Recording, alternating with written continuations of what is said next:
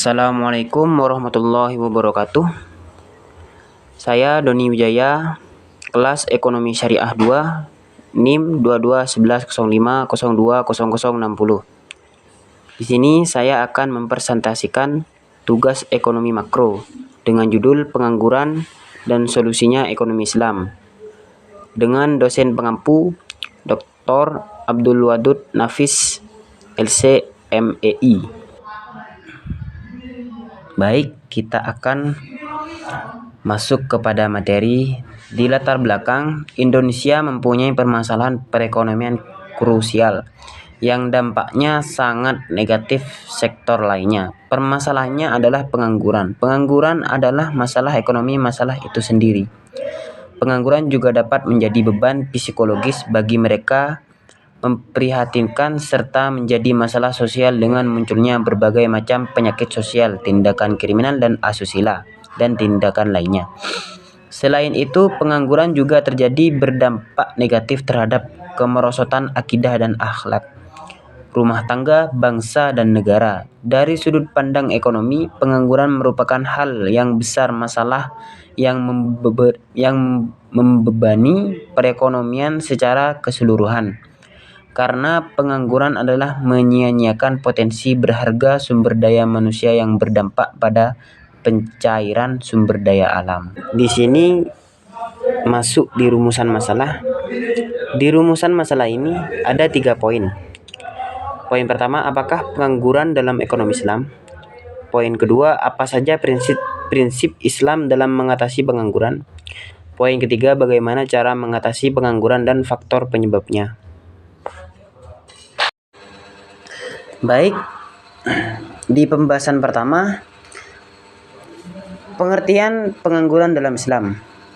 Pengangguran menurut pandangan Islam telah memperingatkan agar umatnya jangan sampai ada yang menganggur dan terpeleset ke jurang kemiskinan. Pengangguran sendiri dapat dibagi menjadi 2, yaitu pengangguran jabariyah dan pengangguran khiyariyah. Pengangguran jabariyah atau bisa disebut dengan terpaksa, suatu pengangguran di mana seseorang tidak mempunyai hak sedikitpun memilih status ini dan terpaksa menerimanya. Contohnya seperti perusahaan yang mengalami bangkrutan, semua karyawannya itu di PHK massal, gitu. Atau bisa pensiun paksa, atau terjadinya resesi ekonomi, atau bisa juga terjadinya bencana alam. Itu bisa disebut dengan pengangguran jabariyah. Yang kedua, pengangguran khiyariyah atau bisa disebut dengan tidak terpaksa. Pengangguran jabariyah adalah suatu pengangguran di mana seseorang tidak mempunyai hak sedikit pun memilih status ini dan terpaksa menerimanya. Contohnya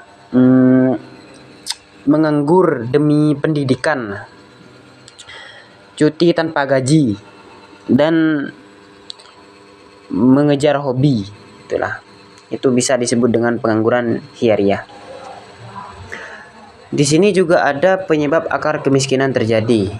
Poin pertama, kemiskinan timbul karena kejahatan manusia, seperti contohnya persaingan tidak stabil antara sama-sama pembisnis dan penipuan ketenaga kerjaan dan juga sabotase bisnis. Poin kedua, kemiskinan timbul karena gejolak eksternal seperti bencana alam atau peperangan. Poin ketiga, kemiskinan timbul karena ketidakpedulian, seperti contohnya tidak memerangi korupsi dan juga ketidaksetaraan akses gitu. Yang kedua, di sini prinsip Islam dan mengatasi pengangguran. Adapun prinsip-prinsip Islam dalam mengatasi pengangguran di sini ada 3 poin. Poin pertama, jaminan dari famili, seperti contoh mendapatkan warisan dari sanak keluarga.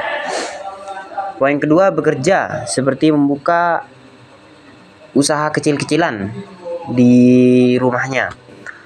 Poin ketiga, di dalam Islam cara mengatasi pengangguran seperti mendapatkan zakat. Di sini yang terakhir adalah penyebab terjadinya pengangguran antara lain pengangguran friksional dan pengangguran struktural. Pengangguran friksional dan pengangguran struktural adalah dua jenis pengangguran yang berbeda dalam ekonomi. Contohnya pengangguran friksional, seorang lulusan yang baru saja menyelesaikan pendidikannya dan sedang mencari pekerjaan yang sesuai dengan kualifikasi mereka. Selama masa pencarian itu, mereka dianggap sebagai pengangguran friksional.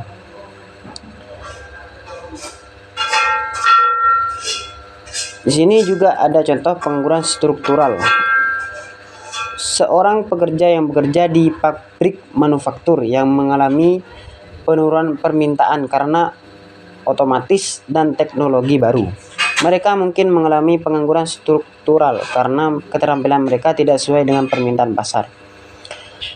Pengangguran friksional terjadi sebagai bagian normal dari perubahan dalam karir atau saat seseorang mencoba mencocokkan keterampilan mereka dengan pekerjaan yang sesuai.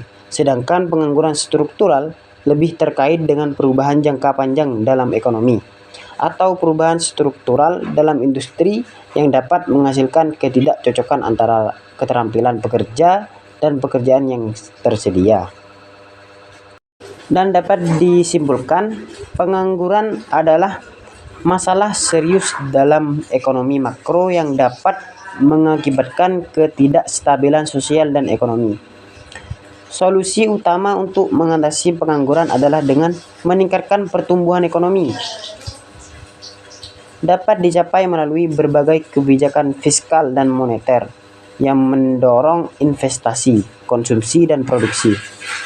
Pendidikan dan pelatihan keterampilan juga penting untuk mengurangi pengangguran struktural. Program-program ini membantu pekerja mengembangkan keterampilan yang sesuai dengan permintaan pasar tenaga kerja. Terima kasih. Itulah presentasi dari saya. Kurang lebihnya mohon maaf. Wassalamualaikum warahmatullahi wabarakatuh.